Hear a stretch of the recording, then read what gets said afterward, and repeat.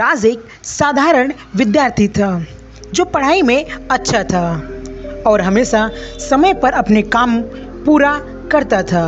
लेकिन उसकी एक कमज़ोरी थी, उसे पब्लिक स्पीकिंग से बेहद डर लगता था।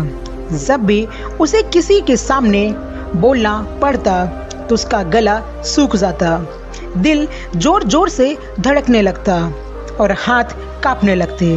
कॉलेज में एक दिन घोषणा हुई कि अगले हफ्ते एक स्पीच कंपटीशन होने वाला है। राज की क्लास टीचर ने उसे भाग लेने के लिए चुना।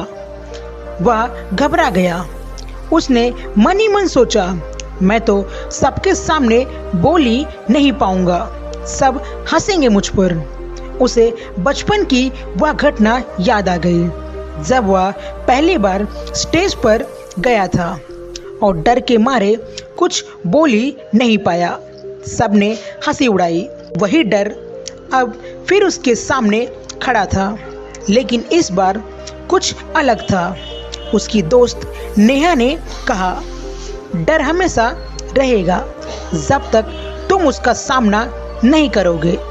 नेहा ने राज की मदद की। उसने उसे रोज एक छोटा सा भाषण तैयार करने को कहा और फिर खुद के सामने प्रैक्टिस करवाई। धीरे धीरे राज को थोड़ा कॉन्फिडेंस आने लगा। उसने शीशे के सामने खड़े होकर भी प्रैक्टिस किया।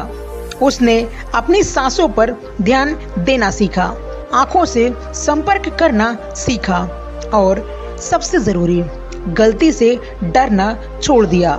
आखिरकार भाषण प्रतियोगिता का दिन आया। स्टेज पर खड़े होते ही राज का दिल फिर धड़कने लगा, लेकिन उसने नेहा की बात याद रखी। डर को स्वीकार करो, उसे भागने मत दो। उसने गहरी सांस ली और बोलना शुरू किया। शुरुआत थोड़ी धीमी थी, लेकिन फिर उसका कॉन्फिडेंस बढ़ता गया। जब उसने स्पीच खत्म किया, पूरे हॉल में तालियां गूंज उठी। राज की आंखों में आंसू थे। ये हार के नहीं, डर पर जीत के आंसू थे। उस दिन राज ने सिर्फ एक भाषण नहीं दिया था, उसने अपने डर पर जीत हासिल की थी। गाइस, इस कहानी से हमें यह सीख मिलती है कि डर को टालने से वह बढ़ता है, लेकिन उसका सामना करने से वह खत्म हो जाता है। पब्लिक स्पीकिंग का डर आम है, लेकिन उसे हराया जा सकता है। एक छोटे से कदम, प्रैक्टिस और कॉन्फिडेंस के साथ आप अपने डर पे जीत हासिल कर सकते हैं। ये कहानी आपको कैसी लगी कमेंट में ज़रूर बताएं और ऐसे वीडियो देखने के लिए चैनल को सब्सक्राइब कर लें।